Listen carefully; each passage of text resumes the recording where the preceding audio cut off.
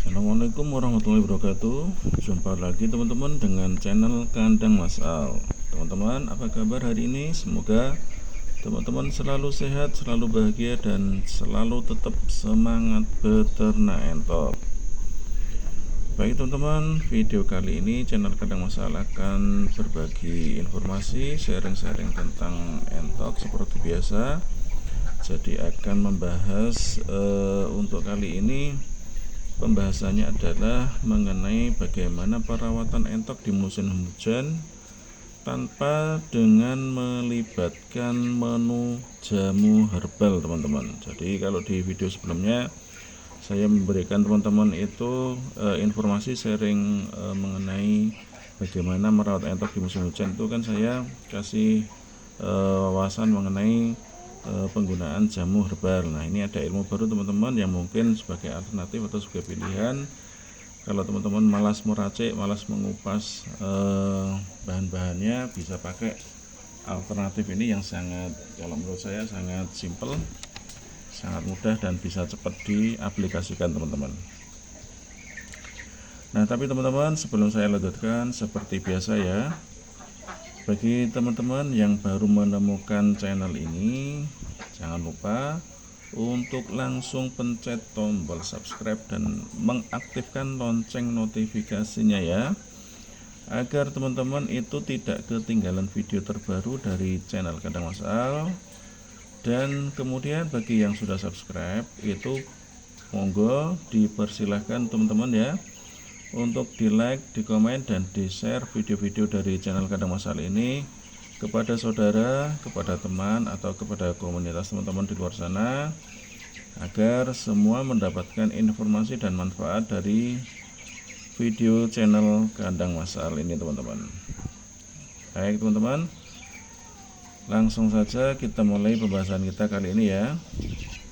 Nah teman-teman, bagi seorang peternak atau penghobi entok, tentu merawat entok itu sudah menjadi hal yang biasa dalam menghadapi berbagai kendala dan tantangan dalam keseharian merawat entok, baik di saat musim hujan maupun di saat musim kemarau teman-teman, atau di saat teman-teman itu mengalami musim serangan penyakit atau virus. Itu kan biasanya ada gelombang serangan virus tiba-tiba itu teman-teman, kan dari yang sudah kita lalui itu tiba-tiba ada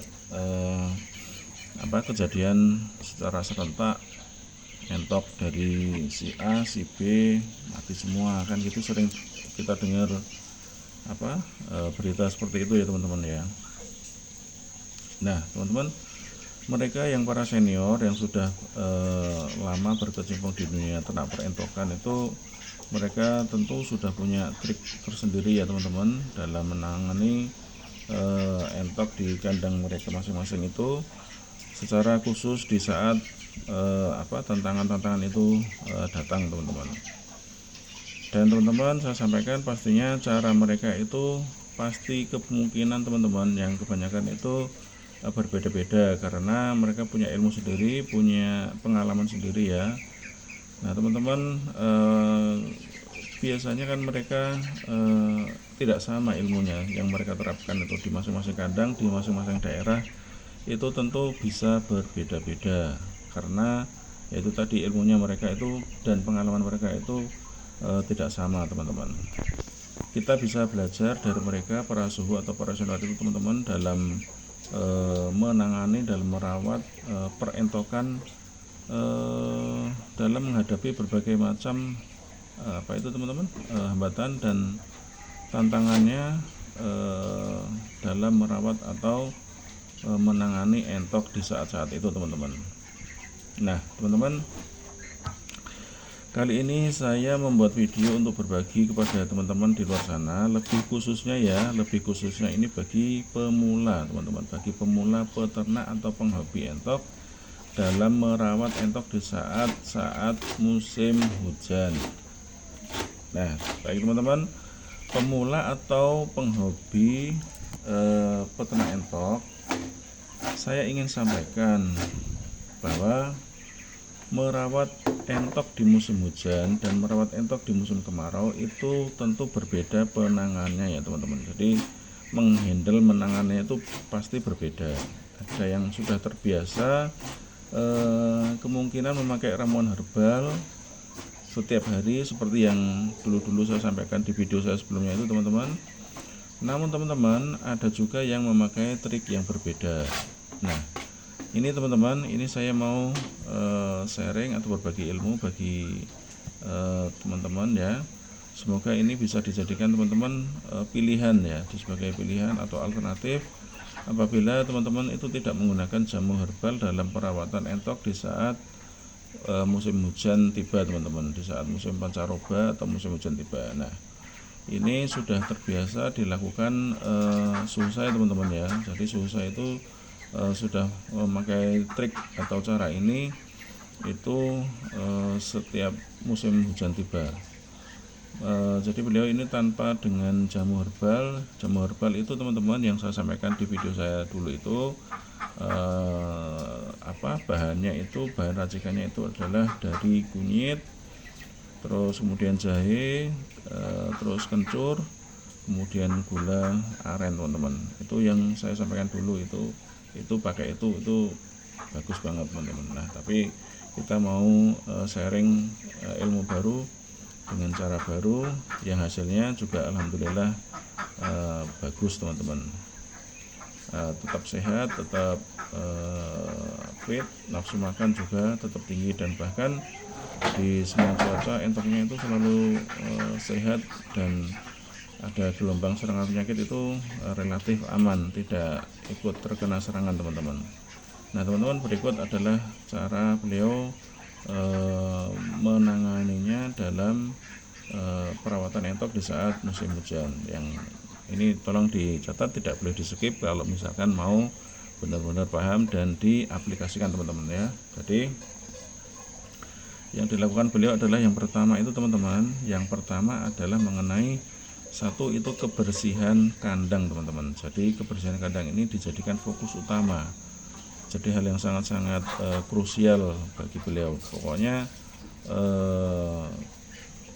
beliau itu selalu memastikan kondisi kandang itu terjaga kebersihannya teman-teman.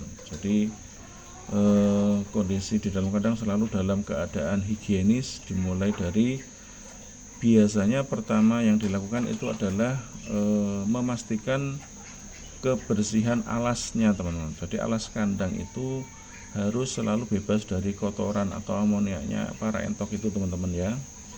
Kebersihan tempat minum juga, dan kemudian kebersihan tempat makan.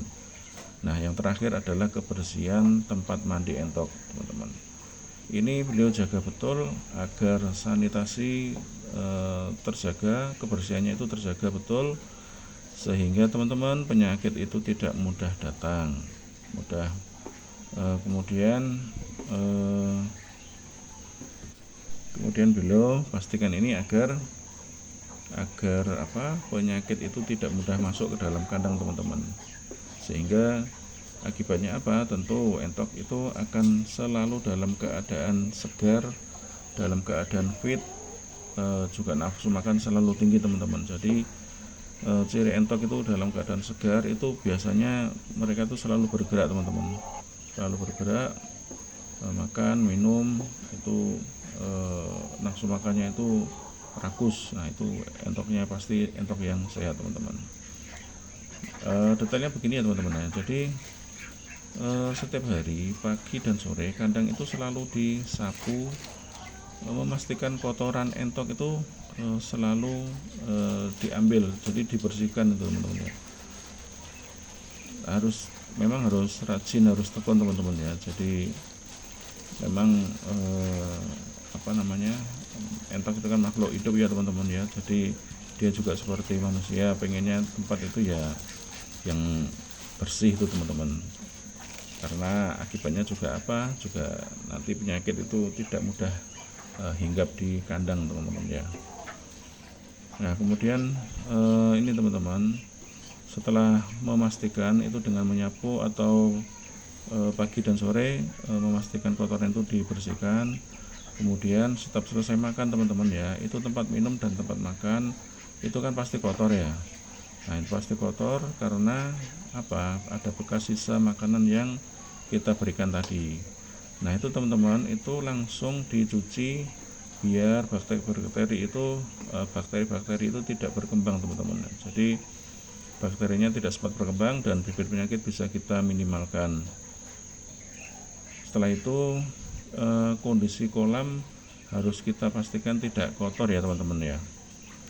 Jadi yang biasa dipakai mandi itu airnya selalu bersih agar entok selalu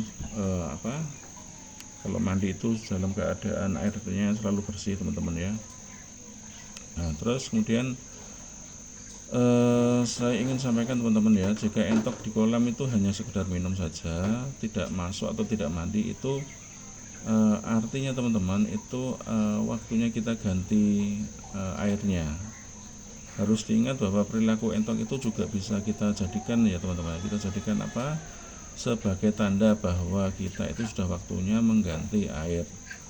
Nah, ciri yang lain mungkin bisa kita jadikan tanda itu kalau misalkan perilaku entok itu melepaskan bulu-bulu halusnya, teman-teman, itu tandanya kita harus segera menyiapkan sarang. Nah, itu tadi seiring berjalan waktu nanti pasti teman-teman itu akan paham dan hafal sendiri dengan perilaku entok kita, teman-teman. Jadi waktunya ini berarti kita harus siapkan ini. Nanti seiring berjalan waktu bagi teman-teman pemula atau penghobi di luar sana pasti akan paham bagaimana perilaku entok, terus bagaimana kita meresponnya itu, teman-teman. Nah, teman-teman, yang kedua yang harus dilakukan, yang ini yang sangat penting juga, teman-teman ya. Jadi teman-teman susah itu secara khusus, teman-teman, menyiapkan daun pepaya, teman-teman. Daun pepaya itu dimasukkan ke dalam variasi menu makannya entok beliau, teman-teman. Jadi daun pepaya itu disajikan dengan cara sebagai berikut. Teman-teman ambil sekitar 7-10 lembar daun pepaya, kemudian dipotong kecil-kecil, teman-teman. Dipotong kecil-kecil, semakin kecil semakin bagus. Kemudian teman-teman harus menyiapkan pancinya itu nanti dikasih air, direbus, dan kemudian sebelum air dimasukkan, teman-teman, itu daun pepaya yang sudah kita potong-potong tadi itu dimasukkan dulu ya, kemudian langsung dikasih air. Jangan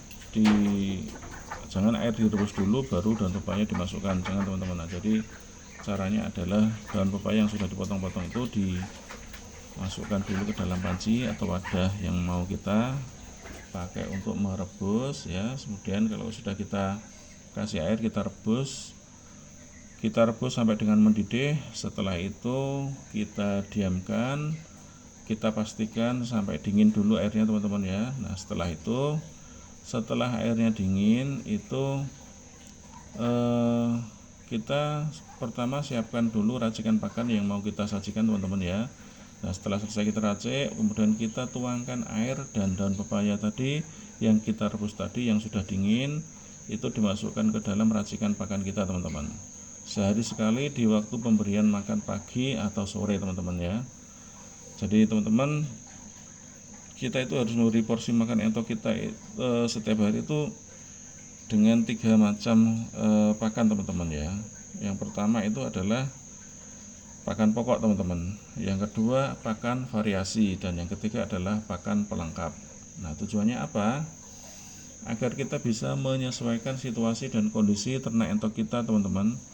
Maksudnya bagaimana ya? Nah, ini, teman-teman, maksudnya adalah pakan pokok itu adalah pakan utama yang jangan pernah kita ganti-ganti ya, teman-teman. Sebab kalau sering kita ganti-ganti, nanti ternak entok kita itu akan beradaptasi dengan pakan yang baru. Contoh dari pakan pokok itu adalah gedebok pisang, dedak, bekatul halus, kemudian gilingan jagung yang dari pabrikan itu contohnya pur itu, teman-teman. Nah, pakan yang setiap hari kita sajikan, teman-teman, itu teman-teman tergantung dari kebiasaan teman-teman masing-masing ya. Jadi pakan pokoknya yang saya sebutkan itu yang di atas tadi itu ya. Terus kemudian yang kedua adalah pakan variasi teman-teman. Pakan variasi ini adalah pakan yang bisa kita ambil contoh itu seperti hijauan. Hijauan itu seperti daun kelor, daun singkong, kemudian bisa juga kita pakai pakan variasi itu ampas ketela, ampas tahu, terus maggot, nah dan lain-lain masih banyak teman-teman. Teman-teman bisa menyesuaikan dengan situasi dan juga kondisi di kandang entok teman-teman sendiri di sana ya. Dan yang ketiga adalah pakan pelengkap teman-teman. Pakan pelengkap ini apa? Yaitu pakan yang kita pakai untuk menyesuaikan keadaan entok kita teman-teman ya. Misal di saat entok kita itu mau bertelur ya misalkan, maka kita kasih tambahan menu pakan konsentrat petelur, atau kalau dari alam bisa keong sawah itu teman-teman. Itu salah satu contoh ya. Atau contoh yang lain, kemudian misalkan entok kita itu berat badannya kurang, bisa kita kasih tambahan konsentrat pedaging atau tepung ikan itu teman-teman. Teman-teman harus pahami ini agar teman-teman bisa maksimal dalam perawatan entok teman-teman di luar sana teman-teman ya. Nah teman-teman, sekian pembahasan kali ini ya. Semoga isi dalam video ini bermanfaat buat teman-teman di luar sana, khususnya bagi pemula ya. Mudah-mudahan bermanfaat ya teman-teman ya. Dan jangan lupa di like, di komen, di share ya teman-teman, agar channel ini semakin berkembang. Kemudian akhirnya saya ucapkan terima kasih atas perhatian teman-teman. Saya undur diri, sampai ketemu di video pembahasan selanjutnya. Wassalamualaikum warahmatullahi wabarakatuh.